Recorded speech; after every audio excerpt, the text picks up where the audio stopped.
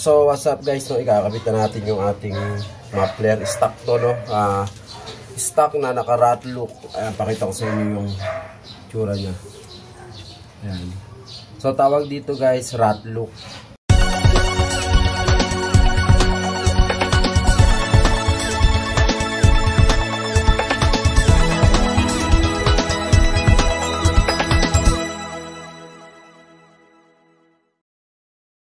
Guys, for today's video, no, magpapalit tayo ng muffler, no.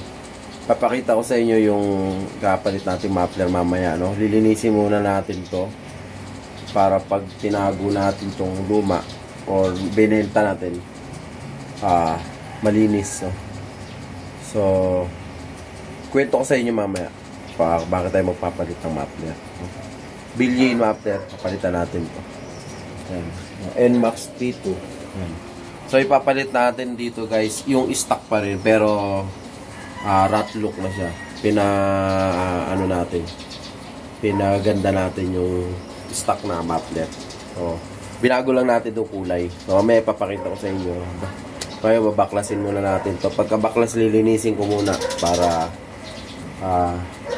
bago ikabit yung stock, no, malinis na siya. Ayun guys. So what's up guys, no, ikakabit na natin yung ating muffler. Stock to, no, stock na naka rat look. Ayan, pakita ko sa inyo yung tsura nya. So tawag dito guys, rat look. Nasa sa inyo kung gusto nyo ipakalkal o stock lang. Ako kasi stock lang kasi nag-iiba yung takbo guys pag kalkal. Feeling ko para sa akin kasi nagpalit ako ng muffler. Pakiramdam ko humina yung takbo niya, bumagal ng konti. So kaya nag-decide ako na ibalik sa stock.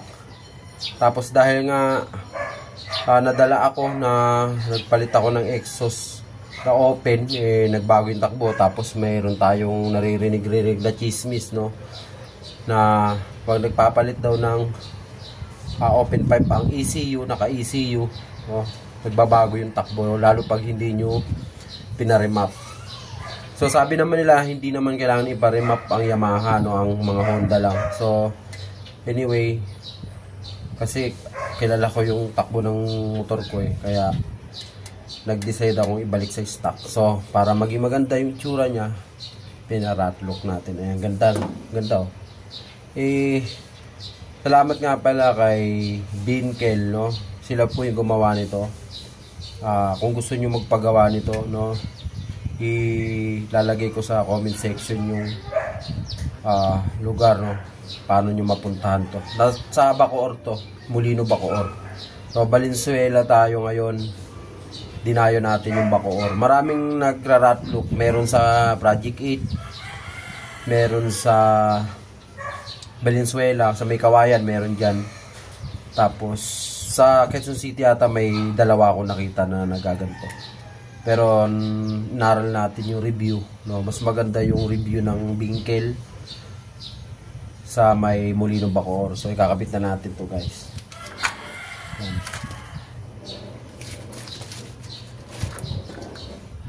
So bugahan muna natin ng pantanggal kalawang yung kanyang bunganga.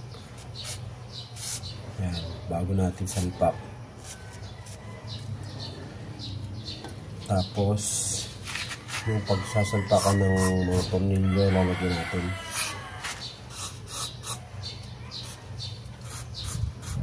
Yan.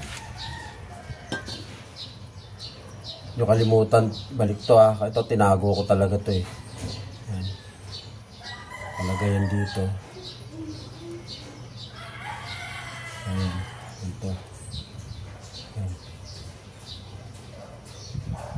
Ano to copper. Ayan. Ito yung para walang singaw, no. So habitan natin.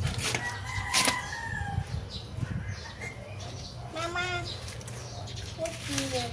Dad, look, it's dead. Grabe, sobrang ingat natin dito kasi pag nagasgas to, doon mag-uumpisa yung ano niya. Kaya kailangan sobrang ingat nyo. maselan kasi ako sa gamit guys. Ayoko nang madumi lagi.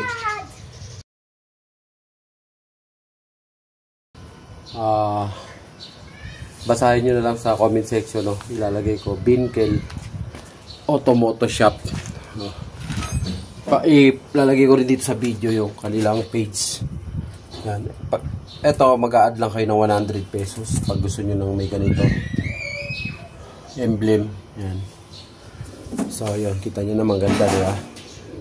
Extraordinary, guys. So, yun lang. Abangan nyo ulit yung next video ko.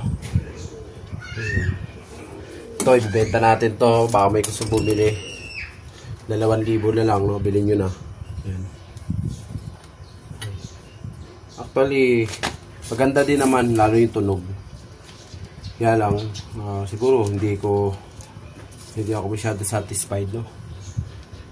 Sa takbo. Baka lumakas yung tunog, akala ko bumagal, no? Baka ganun. Hindi natin alam. Mas kaya binili ko na lang sa sound check natin pala, guys. Parinig ko sa inyo. Stock lang yan, wala yung kalkal. Pag pinakalkal nyo, magbabago tunog.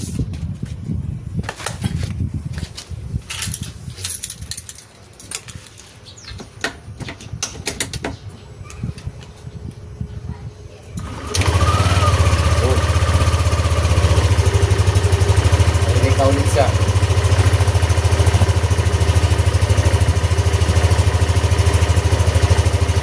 Back to reality, guys. So guys, panoorin nyo yung mga iba ko pang video. Marami pa tayong ipopost na video. So, kagaya nito, shock na to galing ng NMAX B3. Napalit din tayo. Nabili na yung pinost ko sa marketplace na pinagpalitan, nabili na.